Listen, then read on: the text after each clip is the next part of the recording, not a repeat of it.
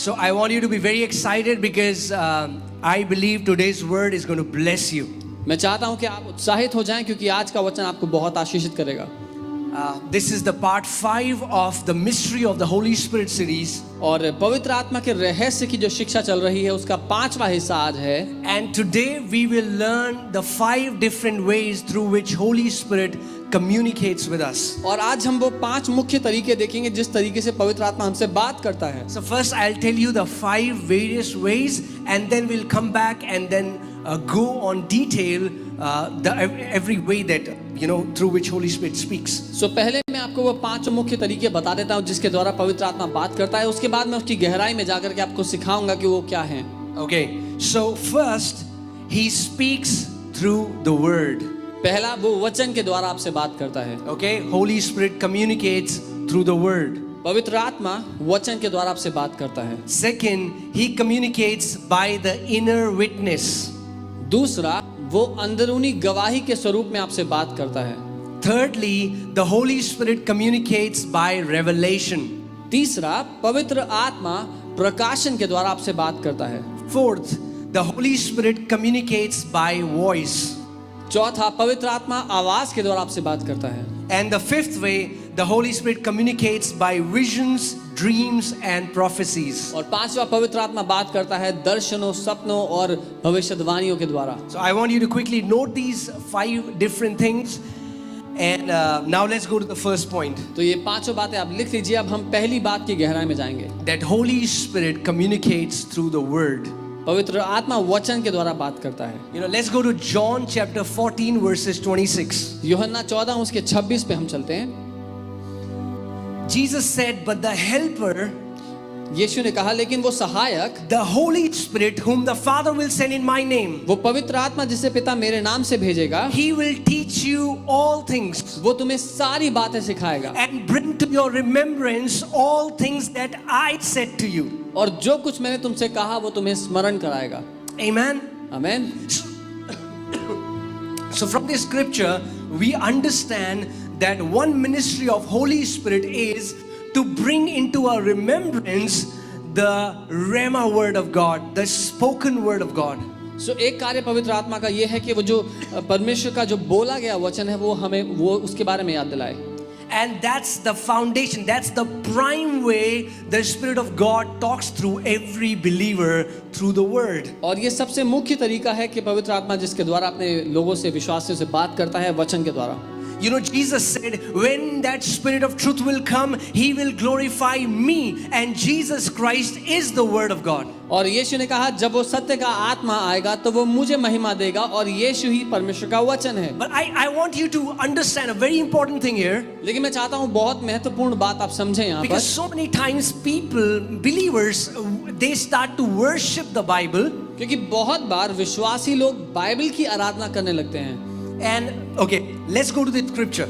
2 Corinthians 3:6. दूसरा कुरिन्थियों 3 उसका 6।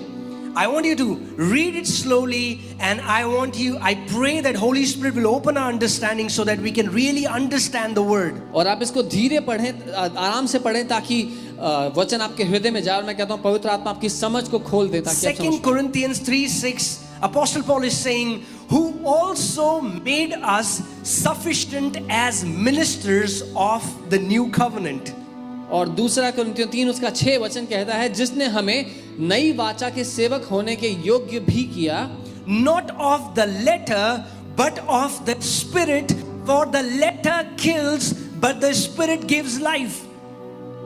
शब्द के अनुसार या शब्द के सेवक नहीं वरन आत्मा के, क्योंकि शब्द मारता है, वचन मारता है पर आत्मा जीवन देता है। Wow, Apostle Paul said such a powerful statement in this. पौलुस प्रेरित ने बहुत ही सामर्थी बात यहाँ पर कही है। Because many people take the Bible, the written scripture, and they think all of it is Holy Spirit speaking to me right now. क्योंकि कई लोग वचन जब बाइबल को पढ़ते हैं तो वो कहते हैं कि ये सब कुछ पवित्र आत्मा मुझसे इस समय कह रहा है। No. But Apostle Paul is here. Apostle Paul is saying that it's the Spirit that gives life to the scriptures. If the Holy Spirit will not give life to the scriptures, he's like the letter will kill you. और पौलुस प्रेरित इस हद तक लिख रहे हैं कि जो आत्मा है वो ही शब्द में जीवन देता है। अगर आत्मा शब्द में जीवन ना दे तो वो वचन आपको मार सकता है। Now I know some people would say it is offensive to some people. Some people would say, "What are you saying? कुछ लोगों के लिए बहुत ही नाराज करने वाली बात है। वो बोलेंगे आप क्या कह रहे हैं? Are you saying that God doesn't talk through this word?" क्या आप कह रहे हैं परमेश्वर वचन के द्वारा बात नहीं करता? Absolutely, He talks through His word. बिल्कुल वो अपने वचन के द्वारा बात करता But है। we also read in the Bible that when Satan came to tempt Jesus, he brought the written scriptures to tempt Jesus. लेकिन हम ये भी पढ़ते हैं जब शैतान यीशु को परखने के लिए आया तो वो वचन ही लेकर के आया यीशु को परखने के लिए। And these written scriptures tell us that the enemy can use the written scriptures against you and make you in bondage, bring you in bondage. और वचन हमें ये कहता है कि दुश्मन वचन का इस्तेमाल करके आपको बंधनों में डाल सकता है। That's why we need the close fellowship with Holy Spirit so that we can understand the scripture that he's speaking to me now. इसीलिए आवश्यकता ये है कि हम पवित्र आत्मा के साथ संगति करें, वो निकटता में चलें ताकि हम वचन को समझ पाएं कि वो आत्मा उसके द्वारा क्या कह रहा है। When Satan came to tempt Jesus, he said, "It is written." जब शैतान परखने के लिए आया यीशु मसीह को तो उसने कहा लिखा है। He said, "It is written that the angels of God will hold you in their hands. They will not let your foot dash against the stone. So why don't you jump?" उसने कहा लिखा है कि परमेश्वर के स्वर्गदूत तुझे हाथों हाथ संभाल लेंगे, तेरा पांव ठोकर खाने भी नहीं देंगे वो पत्थर से, तो क्यों नहीं कूद जाता? What was Satan quoting?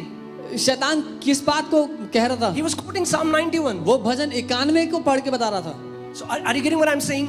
Please hear carefully. ध्यान से The सुनिएगा। enemy can bring the written scripture, and if you are not sensitive, the enemy can tempt you and bring you in bondage. दुश्मन लिखित वचन का इस्तेमाल करके आपके विरोध में आ सकता है।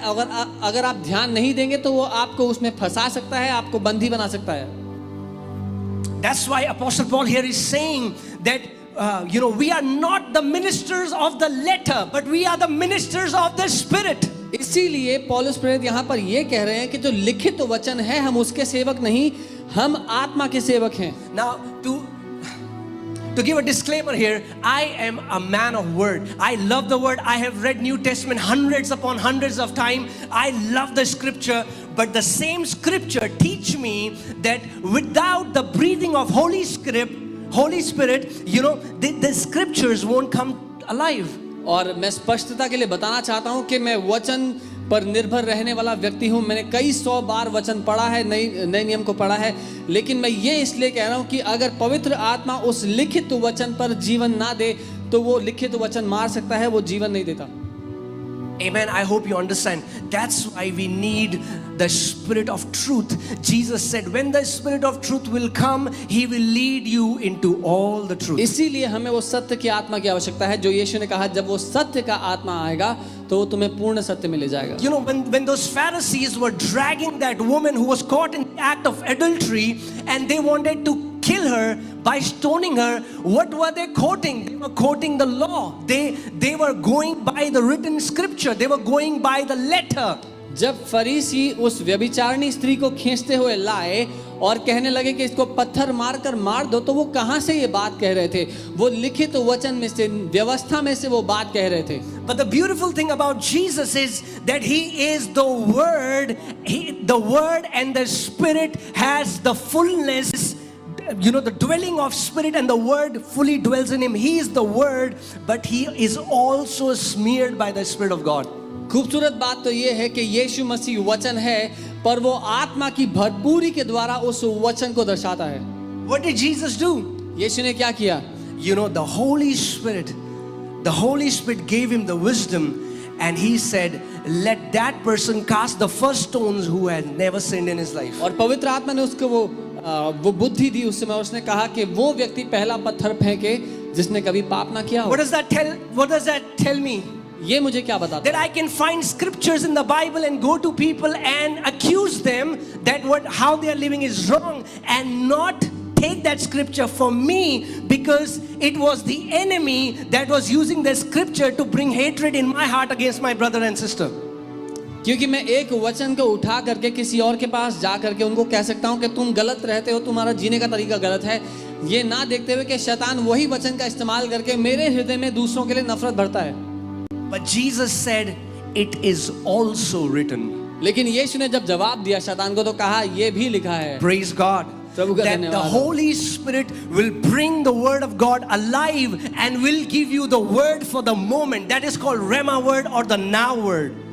इसीलिए पवित्र आत्मा उस वचन, उस लिखित वचन को जिंदा कर देगा जिसको रेमा कहा गया है, और आपके जीवन की अभी की परिस्थिति के लिए आपको वो अब का वचन देगा। John chapter 6 verses 63, Jesus said, it is the spirit that who gives life, the flesh profits nothing. The words that I speak to you are spirit and they are life. The words that come out from the mouth of Jesus, they are spirit and they are life.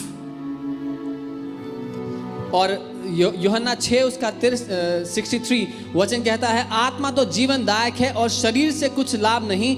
जो बातें मैंने तुमसे कही हैं वे आत्मा हैं और वे जीवन भी। जो बातें आत्मा से आती हैं वो जीवन भी, उसमें जीवन होता है। See, that's what many people don't understand. They will take some of the verses from the Bible and use them to criticize and judge and come against people. We miss the spirit behind the word. If we read the word without the spirit of God, the letter is going to kill us. और ऐसे ही बहुत से लोग करते हैं, वो लिखित वचन को उठा करके दूसरों पर दोष लगाते हैं और उनको तुच्छ कहते हैं, उनके जीवन पर उंगलियां उठाते हैं। और यही गलती हम करेंगे अगर हम लिखित वचन को लेंगे तो वो दूसरों को मारने के काम आएगा। Jesus said this to the teachers of the law, to the scribes, to the scholars who knew the law by dot and tittle. They knew where there is comma, where there is full stop. They could have said all the verses. They could have said it in different versions. और यीशु मसीह ये बातें उन लोगों से कह रहा है जो व्यवस्था के धनी, व्यवस्था के ज्ञानी हैं, जिनको यहाँ तक पता है कि कहाँ पर पूर्ण विराम आता है, और वो एक एक बात मुंह जुबानी दोहरा सकते थे। And to these teachers of the law, Jesus said, first go and learn what it means that I desire mercy and not sacrifice. और यीशु ने उनसे कहा कि पहले जाओ और ये सीखो कि इसका क्या मतलब है कि मैं दया चाहता हूँ, बलिदान नहीं। That means if Holy Spirit is breathing in the word, it will cause mercy to arise in the heart. It will cause love for our brothers and sisters. It will bring the fruits of the Spirit. However, if we are learning the scriptures without the Spirit of God, we will just become people who judge everything what is right and what is wrong. इसका ये मतलब है अगर पवित्र आत्मा हमारे दिल में उस वचन को जीवित कर देगा तो उसका फल हमारे जीवन में दया होगा। हम दूसरों पर दया कर पाएंगे, उनसे प्यार कर पाएंगे। लेकिन अगर हम लिखित वचन को रट लेंगे तो वो हम दूसरों को मारने के लिए इस्तेमाल करेंगे। किस पर हम इल्जाम लगा सकें, किस पर हम वचन का इस्तेमाल करके घात कर सकें। Amen. And that's why we need the Spirit of truth. That's why we need to have communion with Him, so that only the Bible says the Spirit knows the mind of God, the heart of God. The heart of God is not judgment. The heart of God is mercy. The heart of God is not brothers criticizing others, but His heart is sons of God walking together, reconciling their relationships. इसीलिए हमें उस सत्य के आत्मा की, पवित्र आत्मा की आवश्यकता है, क्योंकि परमेश्वर का हृदय न्याय या परमेश्वर का हृदय नाश करना नहीं है, उसका हृदय प्रेम करना और दया दिखाना है। वो परमेश्वर के हृदय को हमारे द्वारा दिखा पाएगा। Hallelujah. Oh man, I'm telling you, it was so hard for me to put this message in one message. This message can be a series on its own. मेरे लिए बहुत ही कठिन था ये सारा संदेश एक ही नोट्स में लिख देने के लिए, क्योंकि ये पूरा का पूरा संदेश एक सीरीज है अपने आप में। Because the Holy Spirit was reminding me scriptures from here, and I was like, if I had to just read all these scriptures, we would need a lot of time. क्योंकि पवित्र आत्मा मुझे एक के बाद एक वचन याद दिला रहे थे और मैं कह रहा था, प्रभु अगर ये सारे वचन बताने होंगे तो बहुत सारा समय चाहिए होगा। Matthew 4 verses 4. मत्ती 4 उसका 4। Jesus said, it is written, man shall not live by bread alone, but by every word that proceeds out of the mouth of God, or in the original manuscript, every proceeding word that comes out from the mouth of God. और यीशु ने उत्तर दिया, लिखा है, मनुष्य केवल रोटी से ही नहीं परंतु हर एक वचन से जो परमेश्वर के मुख से निकलता है जीवित रहेगा। या जो असली मूल भाषा में लिखा है वो है परमेश्वर के मुंह से निकलते हुए हर एक वचन से। Let me ask you a question. मैं एक सवाल करता हूं आपसे, If devil came to tempt Jesus with the written scripture, do you think that he'll not do the same with you? मेरा ये सवाल है आपसे, अगर शैतान यीशु मसीह को परखने के लिए लिखित वचन लेकर के आया तो क्या आपके साथ वैसा नहीं करेगा? He has the same strategies. उसके पास वही नीतियां हैं। But we have to become so full of the Holy Spirit that we can instantly discern the source of that voice that is coming to us. लेकिन इसीलिए हमें आत्मा से इतना भर जाना है कि हम जैसे ही वो बात, वो झूठ को सुने, हम उसी पल पहचान ले कि इसका स्रोत कौन है, कहां से आई है ये बात। Amen.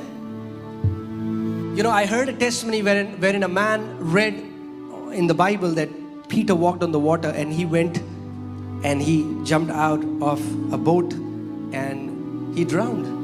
मैंने एक व्यक्ति की कहानी सुनी जिन्होंने पढ़ा कि पतरस नाव से बाहर निकला और चलने लगा पानी पर, तो वो भी एक नदी में गए, वहां अपनी नाव से कूद गए और डूबकर मर गए। We have to understand that when it's the Rhema word of God, Jesus told Peter, come, and that Rhema word gave, that Rhema word made the water under the feet of Peter like cement, and he started to walk on the water. इस बात को समझना हमारे लिए जरूरी है। जब यीशु ने पतरस को कहा आ जा, तो यीशु मसीह के मुंह से निकलते हुए उस जीवित वचन ने पतरस के पांव के तले पानी को जैसे जमीन बना दिया और पतरस उस पर चल पाया। Imagine if there is a believer and he's standing on his roof and the enemy comes to him and says, jump, because the Bible says he has given his angels charge over you and they're going to hold you lest you dash your foot against a stone. And this person hears this voice and says, yes, it's written in Psalm 91, and jumps, he's going to die. और कल्पना कीजिए अगर कोई अपनी छत पे खड़ा और दुश्मन आके बोले कि देखो वचन में लिखा है कि कूद जाओ और उसके स्वर्गदूत तुम्हें बचा लेंगे, और वो वैसा ही करे तो वो मर जाएगा।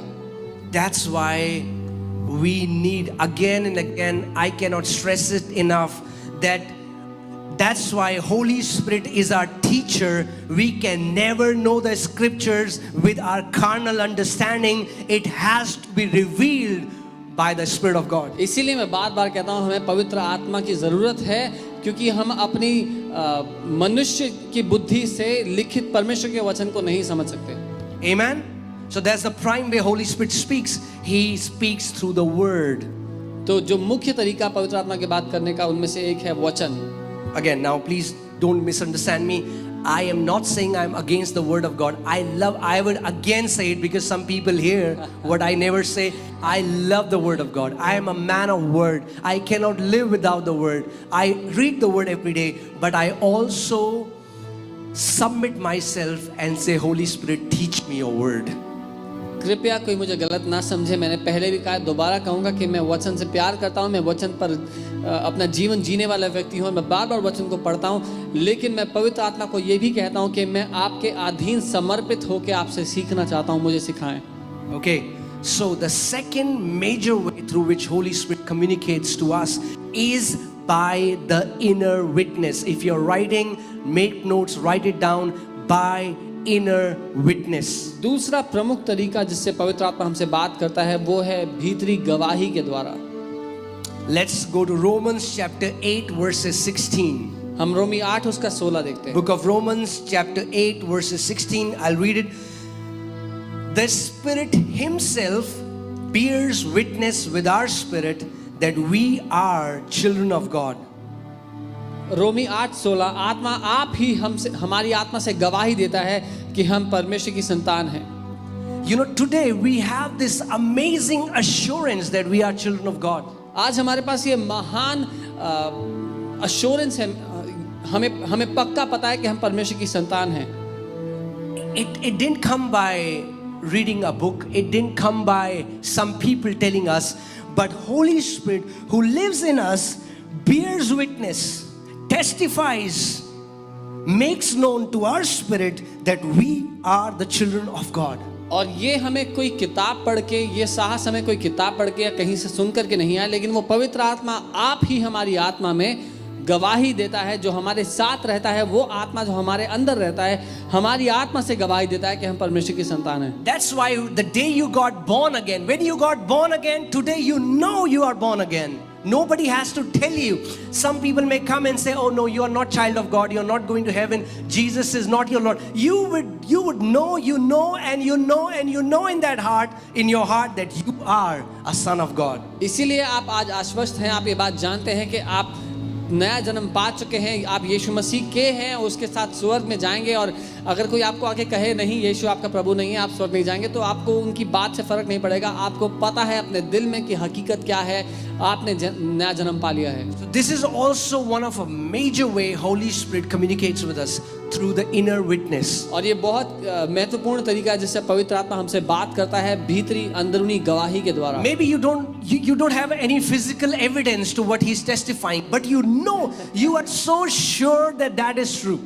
शायद आपके पास कोई शारीरिक सबूत ना हो उस बात को साबित करने का कि ये परमेश्वर है, लेकिन अपने पूरे प्राण से आपको ये बात पता होती है कि पवित्र आत्मा ने ही ये आपसे कहा है। You know, one time I went to a wedding and I met a guy. एक बार मैं एक जगह शादी पे गया और एक व्यक्ति से मिला, And he said, Ankit, I decided I'm going to convince you that God doesn't love you. और उन्होंने कहा कि मैंने निर्णय लिया कि मैं आपको मना कर रहूंगा कि परमेश्वर आपसे प्यार नहीं करता। And he gave me all the logic, all the reasoning for 2 hours. और 2 घंटे तक उन्होंने मुझे सारे तर्क वितर्क दे दिए। And after 2 hours he said, man, you are so strong. I feel I am becoming weak, and how can you be so sure that God loves you? और 2 घंटे बाद वो जब सब बता चुके तो कहते कि मुझे कमजोर महसूस हो रहा है, तुम इतने मजबूत कैसे सकते हो इस बात में कि परमेश्वर तुमसे प्यार करता है? How? कैसे? Only because of the inner witness of the Holy Spirit. केवल पवित्र आत्मा के उस अंदरूनी गवाही के कारण। His spirit bears witness with my spirit that I am loved. उसका आत्मा हमारी आत्मा में गवाही देता है कि वो हमसे प्यार करता है। That's why the Bible says we have received the spirit of sonship, through whom we cry out, Abba, Father. That spirit says Abba to our spirit. Our spirit hears it and knows that we are the children, and our spirit man says Abba, Daddy, Papa. इसीलिए वचन कहता है कि उसका आत्मा हमारे अंदर से गवाही देता है और वो परमेश्वर के लिए अब्बा और पिता कहता है हमारे द्वारा। Okay, Romans 9:1. रोमी 9 उसका 1 देखते हैं। Let's go to Romans chapter 9 verses 1. Apostle Paul is saying, I tell the truth in Christ. I am not lying. My conscience also bearing me witness in the Holy Spirit. और उसका रोमी 9:1 वचन कहता है, पौलुस प्रेरित कहते हैं, मैं मसीह में सच कहता हूँ, मैं झूठ नहीं बोल रहा, और मेरा विवेक भी पवित्र आत्मा में गवाही देता है। See again, Holy Spirit bears witness with a spirit man. पवित्र आत्मा हमारे आत्मिक मनुष्य के साथ मिलकर गवाही देता है। And you know it's true. और जब ऐसा होता है तो आप जान लेते हैं कि आपको पता है कि ये बात सच है। Some people will ask you, how do you know? और कई लोग आपसे पूछेंगे आपको कैसे पता? You'll say, I don't know.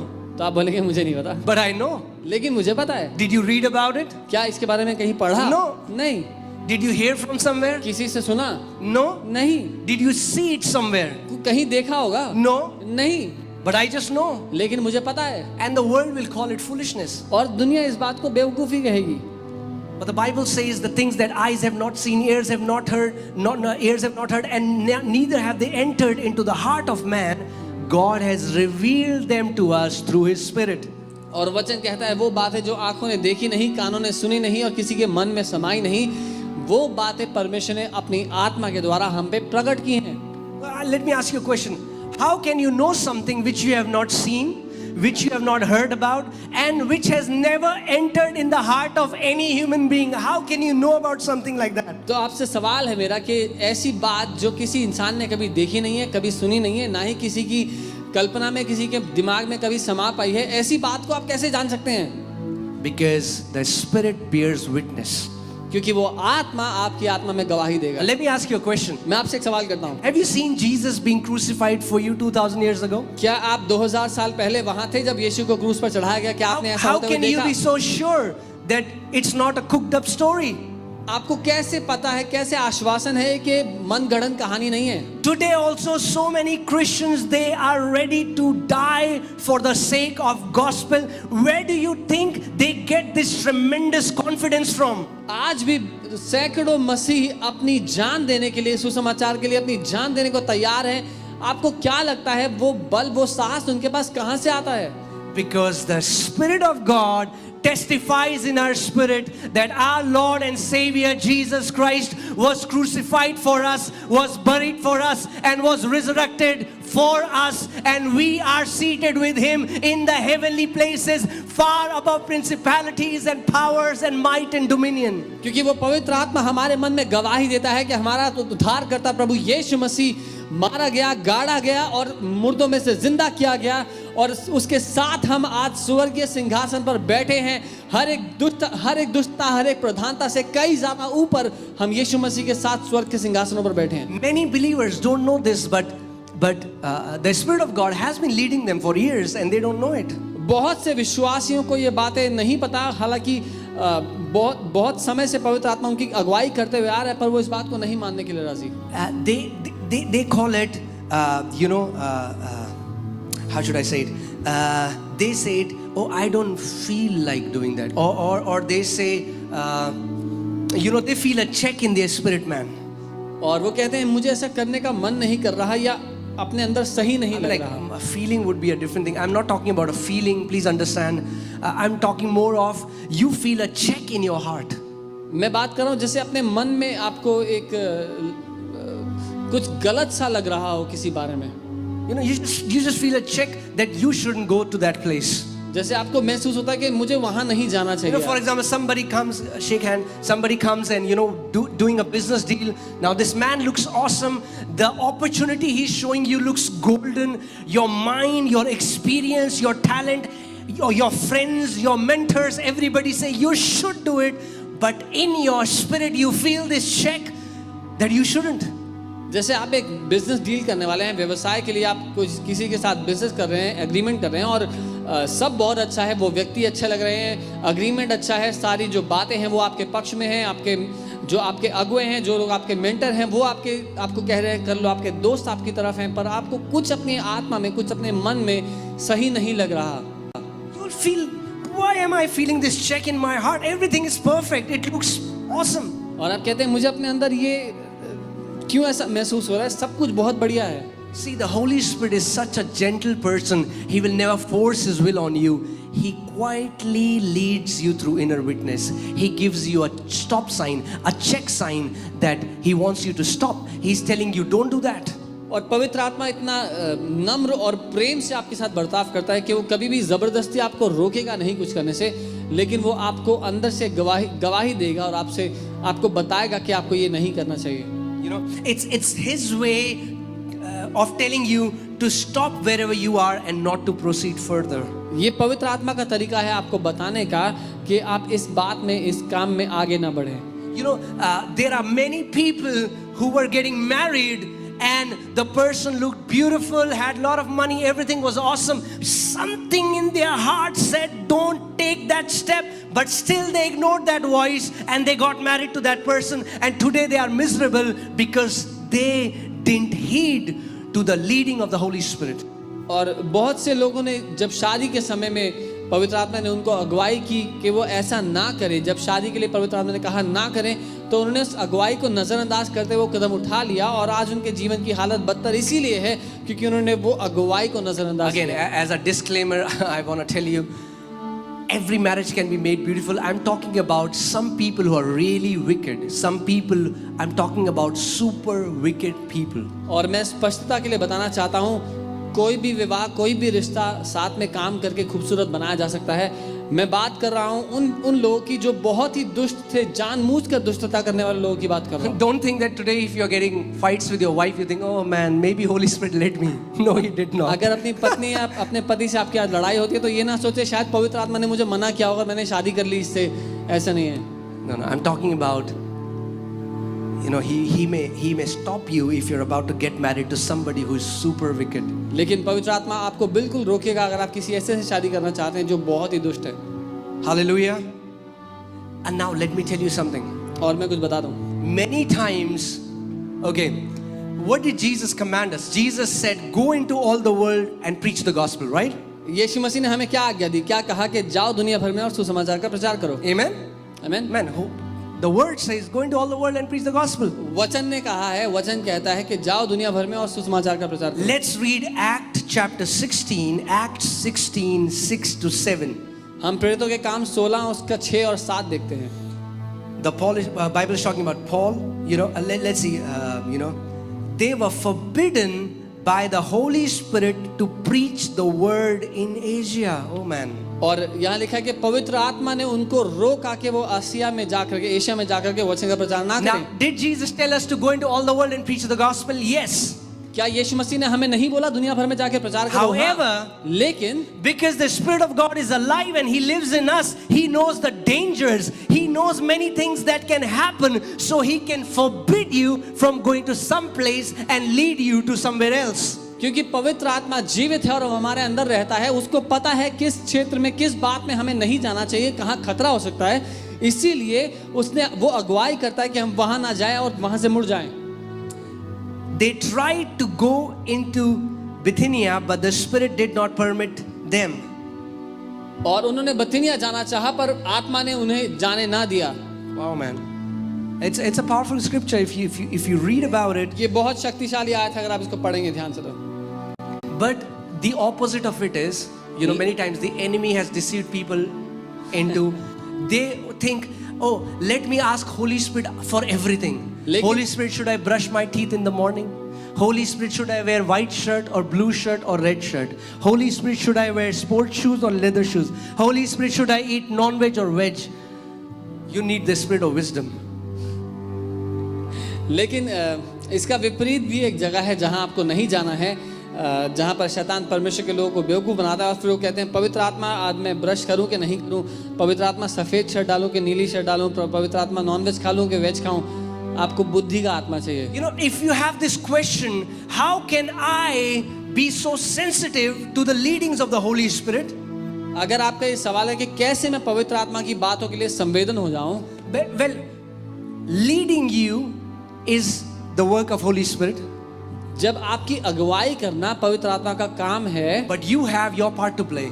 लेकिन उसमें आपका भी हिस्सा है। Our part is हमारा काम ये to है remain filled of the Holy Spirit. कि हम पवित्र आत्मा से भरे रहें। If you just focus on being filled by the Holy Spirit, leading you is His responsibility. अगर आप अपना ध्यान इस बात पे देंगे कि आप पवित्र आत्मा की उपस्थिति से भरे रहें, तो आपकी अगुवाई करना पवित्र आत्मा का काम है। Did you hear what I said? आपने सुना मैंने क्या कहा? Because so many people have lost joy in their life because they are always saying, Holy Spirit, should I do that? Holy Spirit, should I not do that? Holy Spirit, should I do that? Holy Spirit, should I go there? Holy Spirit, should I go there? No, man, you cannot live like that. क्योंकि बहुत से लोगों के जीवन में खुशी ही नहीं बची, क्योंकि वो हर बात में परेशान है, सवाल पूछ रहे हैं पवित्र आत्मा मैं ये करूं नहीं करूं करूं नहीं Think about that. If Paul and his team were praying like this, Holy Spirit, should I go to Africa? Holy Spirit, should I go to Africa? Holy Spirit, should I go to America? If they were doing like that, then Holy Spirit would have never stopped them.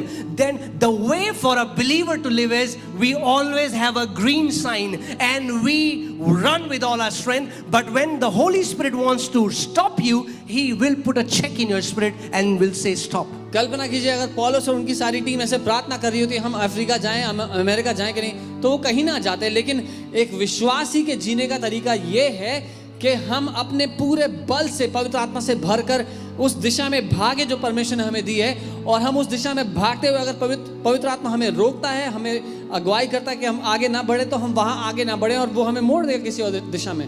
Some people have made it about hyper spirituality. कुछ लोगों ने इसको भयंकर आत्मिकता बना दिया है। Oh, I don't feel led. ओ मुझे अगुवाई नहीं हो रही। You need a little thing on your head.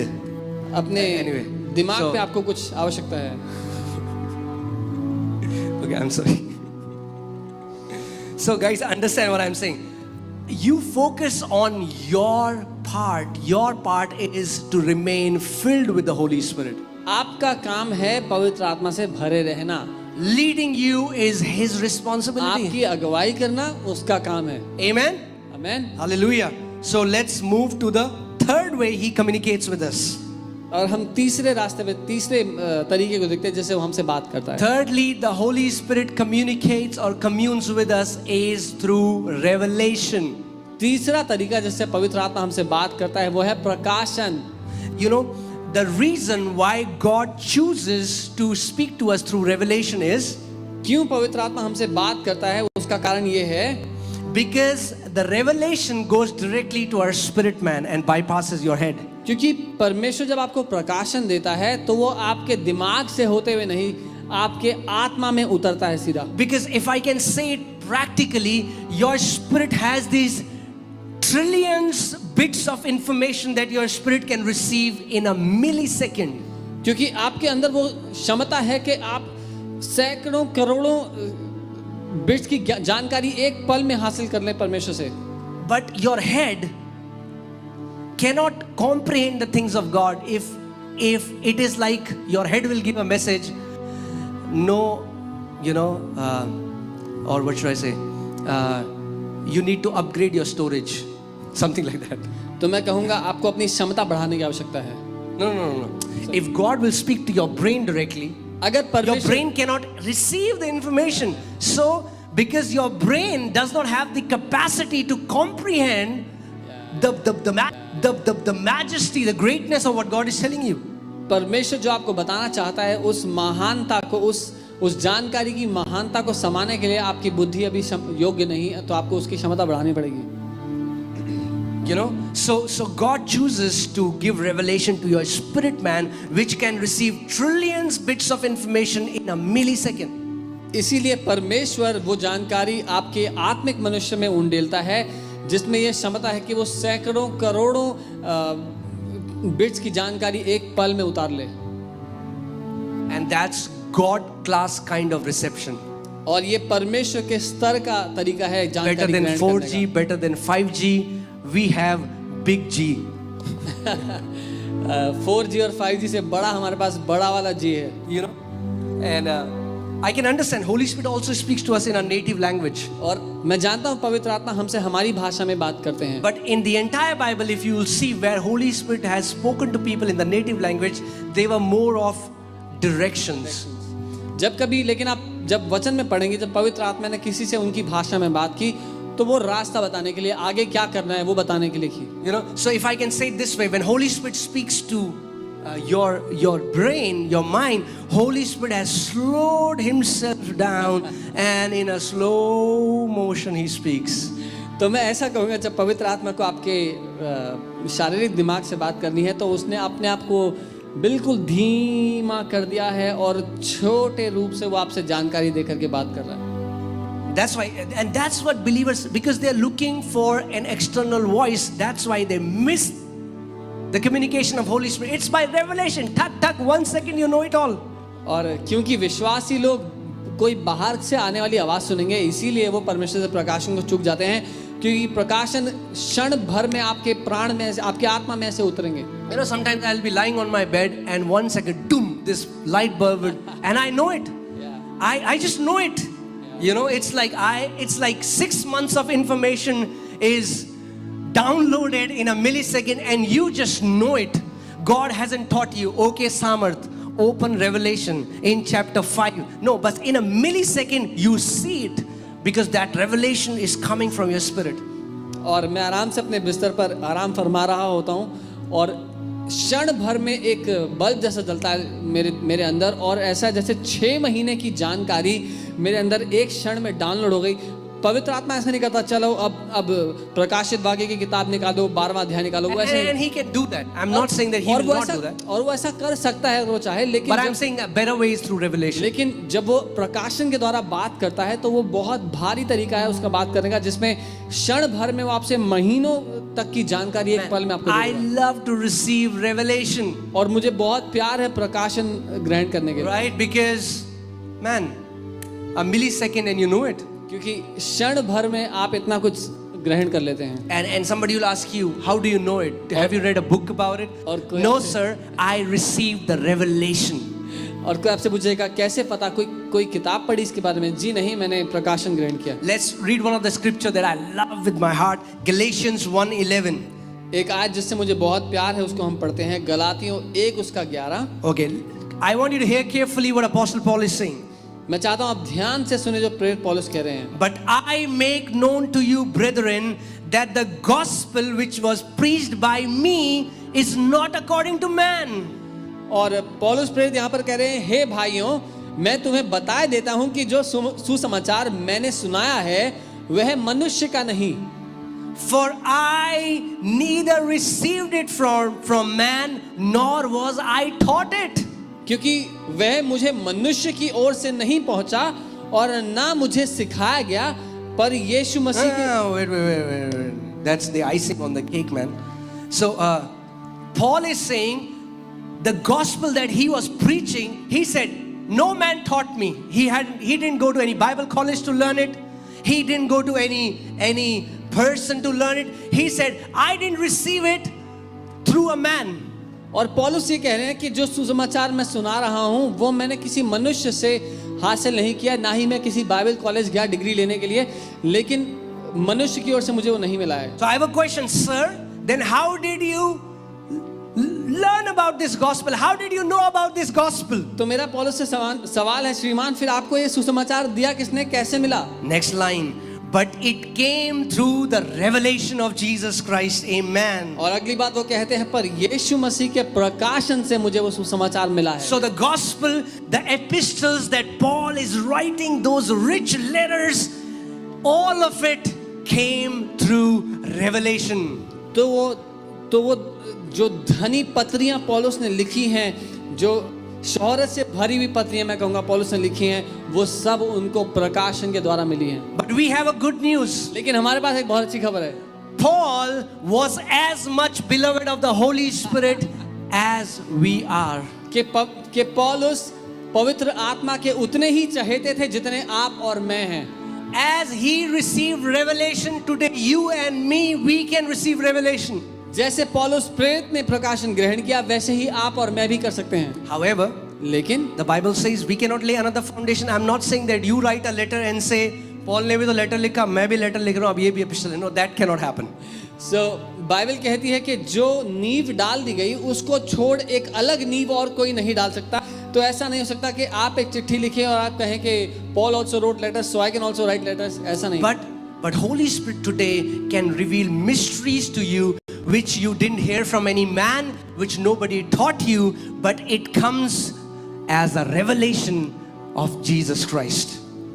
पवित्र आत्मा आपको वो रहस्य आप पर प्रकट कर सकता है जो ना तो आपने मनुष्य से सीखे, ना ही किसी ने आपको सिखाए, लेकिन प्रकाशन के स्वरूप में वो आपको मिले हैं। Hallelujah. Hallelujah. So if you want this God class reception in your life, तो अगर आप परमेश्वर के स्तर का ये जो ग्रहण करने की क्षमता है इसमें चलना चाहते हैं, if you want it, if you say I want it, I would say pray in the other tongues. That's the best way to flow in revelation knowledge. और अगर आप कहते हैं कि आपको ये चाहिए, इसमें आप जीना चाहते हैं, तो अन्य भाषाओं में प्रार्थना करें। सबसे उत्तम तरीका है ये प्रकाशन को ग्रहण करने का। You know, most of the times when God has taught to me, it is when I'm praying in tongues. I'll pray in tongues and instantly, bam, download. I just know it. I see things. The scriptures that I have read, I can know it. I know the scriptures, how what Paul is speaking in Romans, what Peter is speaking, how they correlate, how this Bible becomes a beautiful book, giving the same message. और जब मैं अन्य भाषा में प्रार्थना कर रहा हूँ तो अचानक ही एक प्रकाशन सा आता है और मैं देख पाता हूँ कैसे जो पौलुस ने कहा और पतरस ने कहा दोनों मेल खाते हैं और कैसे बाइबल एक खूबसूरत किताब है। Man, I am telling you, we can write a book on these, and every topic of these 5 topics, man, we can do a series. There is so much to share. The way Holy Spirit communicates with us. इतना कुछ बताने के लिए मेरे पास है, इनमें से कि इन पे किताब लिखी जा सकती है हर एक मुद्दे पर, और इन हर एक पे सीरीज की जा सकती है। इतना कुछ मेरे पास है बताने के लिए। Okay, so the 4th way through which Holy Spirit communicates. चौथा तरीका जिसके द्वारा पवित्र आत्मा बात करता है। The Holy Spirit communicates through voice. पवित्र आत्मा आवाज के द्वारा बात। What I mean by that is that He will speak to you. और मेरा ये मतलब है कि वो आपसे बात करेगा। Right? You know, sometimes you feel it's an audible voice. I don't know if it's audible or not, but there were times when I have heard, and I heard audibly somebody calling my name. और कई बार ऐसा हुआ, अब मुझे नहीं पता कि वो बाहरी रूप से सबको सुनाई देने वाली आवाज़ थी या नहीं, लेकिन मुझे ऐसा लगा कि वो मुझे सुनाई दे रही है कि किसी ने मेरा नाम बुलाया है, मेरा नाम पुकारा है. There's so many times I've said, Holy Spirit, would you please help me to wake at a certain time, and that at certain time I have heard so many times an audible voice calling my name, and but that voice calls me Anki, and that's what my parents, Monu, calls me. It's a very, love name. It's a very intimate name. So he calls me by that name. और कितनी बार मैंने पवित्र आत्मा से कहा, पवित्र आत्मा मुझे आप कृपया इस समय पे उठा सकते हैं, और कितनी बार मेरे साथ ऐसा हुआ है कि उस समय पर जो मैंने कहा था, पवित्र आत्मा मुझे मेरे नाम से बुलाते हैं और मैंने उस आवाज़ को सुना है और वो मुझे अंकी कहते हैं, जो कि एक ऐसा नाम है जो मेरे माता पिता, मेरी पत्नी मुझे बोल के बुलाते हैं. वो नाम है जो मैं बहुत ही करीबी लोग मुझे कहते हैं, घनिष्ठ लोग. Let me also say it this way. It feels like it's audible, but I'm telling you, I don't think that it's majorly. I mean, like 99% time it's not audible. मैं ये कहूँगा कि जब आप सुनते हैं तो आपको ऐसा लगता है कि बाहर के सब लोग सुन सकते हैं, पर वो ऐसी आवाज़ है जो मैं कहूँगा 99% आप ही सुनते हैं. So many people miss on hearing God's voices because they are looking for an external voice. बहुत से लोग परमेश्वर की आवाज़ सुनने में इसलिए चूक जाते हैं क्योंकि वो बाहर से कोई आवाज़ आएगी वो ढूंढ रहे हैं. They're like, God, talk to me, and then they're like, ओ प्रभु मुझसे बात करो, फिर वो यहाँ वहाँ देखते हैं. so they're waiting a voice will come. तो इंतजार कर रहे हैं. My son, get up, go to Rishikesh. Yeah, I mean, like that doesn't. कि ऐसी कोई आवाज़ आएगी, मेरे बेटे उठ और ऋषिकेश जा. If that happens, good for you. But अगर what I'm ऐसा- saying is, learn to become sensitive to the leading of the Holy Spirit, and you will be a champion in your life. अगर ऐसा होता है तो अच्छा है आपके साथ, लेकिन मैं कहूँगा कि सीखें कि पवित्र आत्मा की अगुवाई में कैसे जीना है और एक महारथी का जीवन कैसे जीना है. Okay, but yes, Holy Spirit does communicate by speaking through a voice. हाँ, लेकिन पवित्र आत्मा बोल करके हमसे बात करता है. Okay, Acts chapter 8 verses 29. प्रेरितों के काम 8 उसका 29. Acts 8:29. Okay, when you're there, say amen. Say it in your home. I'll hear it. Hallelujah. So then the Spirit said to Philip. Then the Spirit said to Philip, and let's read what he said. Go near and overtake this chariot. तब आत्मा ने फिलिपुस से कहा, बोला, क्या कहा? निकट जाकर इस रथ के साथ हो ले. See, this was not a leading. This was not a revelation. He spoke in plain, simple words. Go and overtake that chariot. ये कोई अगुवाई नहीं थी, ये कोई प्रकाशन नहीं था. उसने साधारण रूप से फिलिपुस की भाषा में उससे कहा कि जा उस रथ के साथ हो ले. Acts chapter 10 verses 19. प्रेरितों के काम 10 उसका 19. Acts 10:19. प्रेरितों के काम 10:19. While Peter thought about the vision, the Spirit said to him, Behold, 3 men are seeking you. और जब पतरस दर्शन के बारे में सोच ही रहा था तो पवित्र आत्मा ने उससे कहा, देख 3 मनुष्य तेरी खोज में हैं. Arise therefore, go down and go with them, doubting nothing, for I have sent them. अतः उठकर नीचे जा और निसंकोच उनके साथ हो ले, क्योंकि मैंने ही उन्हें भेजा है. Hallelujah. Here again we see how Holy Spirit spoke in plain simple words to Peter. और आप देख सकते हैं पवित्र आत्मा ने सीधी सरल भाषा में पतरस से बात की. Amen. So Amen. he does talk like this. तो वो ऐसे भी बात करता है.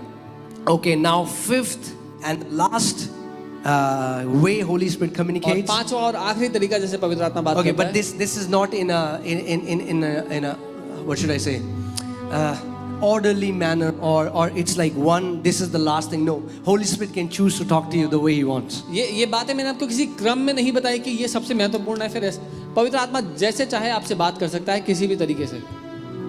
Okay, the fifth way. पांचवा तरीका. The fifth way that the Holy Spirit communicates is by vision, by dreams, and prophecies. Can you put those 5 things on the screen, please? और पांचवा तरीका जिससे पवित्र आत्मा आपसे बात करता है वो है दर्शन, स्वप्न और भविष्यवाणियों के द्वारा। Before I go ahead, I want you to quickly let's revise it.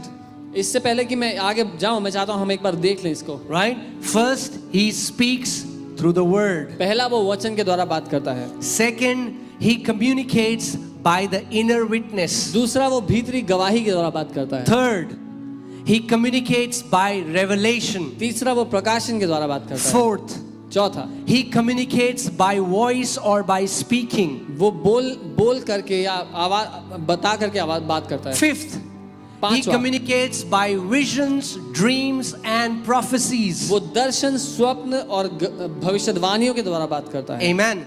Let's Amen. go to book of Joel chapter 2. We'll read verses 28 and 29. हम योएल नबी की पुस्तक 2 पर दूसरे अध्याय पर चलते हैं, उसका 28 और 29 पढ़ेंगे। Joel chapter 2 verses 28 and 29. Joel 2 उसका 28 और 29। Okay. It says, and it shall come to pass afterward that I will pour out my spirit on all flesh. Your sons and your daughters shall prophesy. Your old men shall dream dreams. Your young men shall see visions. And also on my men servants and on my maid servants I will pour out my spirit in those days. और यहाँ ऐसा लिखा है, उन बातों के बाद मैं सब प्राणियों पर अपना आत्मा उंडेलूंगा। तुम्हारे बेटे बेटियां भविष्यवाणी करेंगे और तुम्हारे पुरनिये स्वप्न देखेंगे और तुम्हारे जवान दर्शन देखेंगे। तुम्हारे दास और दासियों पर भी उन दिनों में अपना आत्मा उंडेलूंगा। You know, if you notice in the scripture, visions, dreams and prophecies all are mentioned in this scripture and are directly connected to the Holy Spirit. अगर आप यहाँ देखेंगे तो दर्शन, स्वप्न और भविष्यवाणी तीनों यहाँ पर बताए गए हैं और ये तीनों जोड़े गए हैं परमेश्वर के आत्मा के साथ। Amen. आमीन।